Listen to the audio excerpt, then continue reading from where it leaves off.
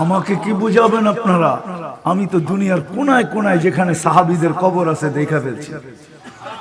১.৫ লক্ষ থেকে ২-৩ হাজার বাকি হবে, বা ৪-৫ হাজার বাকি হবে। বাকি সবার কবর তো আমার চোখে দেখা হয়ে গেছে।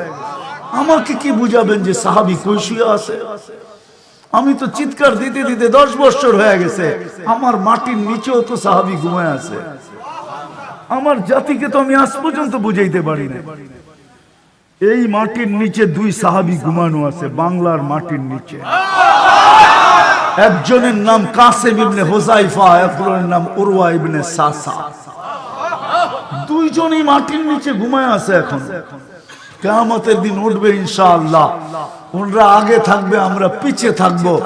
ভিআইপি বহরে যেরকম নিজের গাড়ি ঢুকাইলে ভিআইপির গতিতে যাওয়া যায়, আবার পাশের লোকও ভাবে এই লোকটা মনে হয় ভিআইপি বহরের লোক। আবার যারা প্রটোকল দিতেছে ওরও ভাবে উনি ভিআইপি বহরের লোক হবে। নাইলে এই ভিআইপি বহরের সাথে গাড়ি দৌড়ায় তো দৌড়ায় কেন? সাহাবা কিয়ামতের মাঠে যখন যাবে তো আমরা, ওনারা ভিআইপি থাকবে না, সিআইপি না, সবচেয়ে বড় ভিআইপি ওনারা কিয়ামতের মাঠে। আমরাও বাঙালিরা ওনাদের পিছে পিছে ছুটতে থাকবো ইনশাআল্লাহ।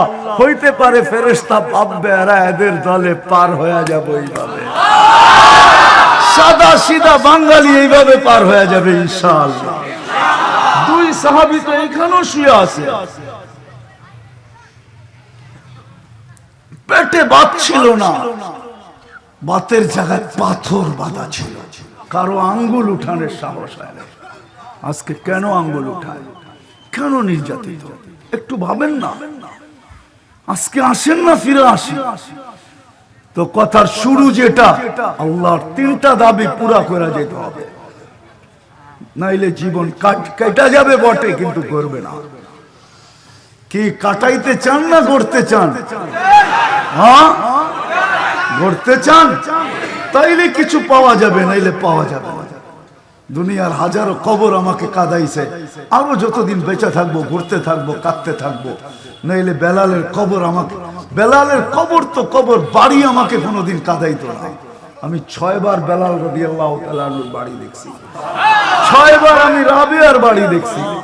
ওই বাড়ি আমাকে কোনোদিন কাঁদাইতো না। ফেরাউনের কৃতদাসীর কবর আমাকে কোনোদিন কাঁদাইতো না, যার কবর থেকে এখনো সুঘ্রাণ বাহির হয়। এরা সব জীবন করছিলেন, 13 বছরের ছেলের কবর কোনোদিন আমাকে কাঁদাইতো না। ওসমান, মোহাম্মদ ইবনে ওসমান ইবনে আফফান কমরু আইল্যান্ডে শুয়ে আছে। নাম লেখা নিয়ে যান, গুগলে সার্চ দিয়া দেখেন কমরু আইল্যান্ড কোন জায়গায় আছে। 13 বছরের ছেলের কবর কাঁদায় দিছে আমাকে। বছরে একবার ভারত মহাসাগরের পানি উঁচা হয় আর ওই কবরে আইসা টাচ খায়। আমি জিজ্ঞাসা করছি বছরে একবার টাচ করে কেন, সারা বছরে আরো 2-4 বার করে না কেন? তো কমরু আইল্যান্ডের কালো মানুষগুলা বলছে আমরা জানি না, মাত্র 9 লক্ষ মানুষ একটা আইল্যান্ডে, আমরা জানি না। তা আমি বলছি আমার ভিতরের ধারণা বলে ভারত মহাসাগর মদিনা মুনাফফারায় যে চুমা খেতে পারবে না। ও মনে হয় বছরে একবার বলে আল্লাহকে, আল্লাহ অনুমতি দেন না মুহাম্মদ ইবনে ওসমান ইবনে আফফান, নামও তো মুহাম্মদ, সম্পর্কেও মুহাম্মদুর রাসূলুল্লাহর সাথে, ওসমান জিন নুরাইনের কলিজার টুকরা এইখানে শুয়ে আছে, আমাকে অনুমতি দেন না আমি বছরে একবার যায় এই কবরে চুমা খায়া মদিনা মুনাফফারার চুমা খাওয়ার স্বাদ মেটাই।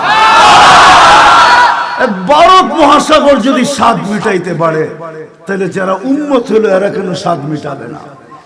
নবীর আদর্শের উপরে কেন চলে না? সে জায়গায় চলে আসছি, আসে তওবা করে ফিরে আসি। কার মৌত কখন আসবে কেউ জানে না। আজকে সূর্যটা তনি দিতে দিতে ডুবছে। হয়তো হয়তো হয়তো ঘাটাইলের মানুষের কানে এই আওয়াজ আসে না। রব্বে কাবার কসম, সূর্য ডুবার সময় ডুবতে ডুবতে বলছে, ডুবতে বলতে বলছে লান আউদ ফি হায়াতিকা আবাদা। ও ঘাটাইলের মানুষ, কালকে সকালে সূর্য তুই চিরদিনের জন্য নাও উঠা দেখতে পারিস, তোর জীবনে নাও উঠতে পারে, এই রাত্রেই তো শেষ। মাটিটা এখনো চিৎকার দিতেছে, তামশি আলা বাহরি মাসিরুকা ফি বাতনি, আমার পিঠে চলমান, অচিরে তুই আমার পেটে আসবি, তখন দেখবি আমার ব্যবহার। আবার কিছু মানুষ এরকমও আছে যারা জমিনে চলে আর জমিন বলতেছে মাতা মাসিরু কাফি বাতনি, তুমি আমার পেটে কবে আসবে, আমি তোমাকে আপ্যায়ন করব, আপ্যায়ন মেহমানদারি করব। আবার কিছু মানুষ এমনও আছে যাদের লাশ কবরের পাশে নিয়ে যায় তো কবর লাশের কানে কানে বলে অসুবিধা নাই, ইদান উহাব্বিলু লাকা বাতনি খাতরা, তোকে রাখতে দেরি, আমার পেটটা সবুজ শ্যামল হইতে দেরি হবে না, জান্নাতের বাগান হইতে দেরি হবে না, তোকে রাখতে দেরি হইতেছে কিন্তু রাখতে দেরি, জান্নাতের বাগান বানায় দিতে দেরি করব না। উহাব্বিলু জিসমাকা নূরা, তো শরীর নূরানি হবে, ওয়াসআদ রূহুকা ইলা আল্লাহ, তো রূহ আল্লাহর সান্নিধ্যে চলে যাবে, তারাহু গুদুওয়া ওয়া আশিয়া, তুই সকালে আল্লাহকে দেখবি, মজা শেষ না হইতে না হইতে বিকালে আবার দেখবি, এইভাবে কিয়ামত পর্যন্ত চলতে থাকবে।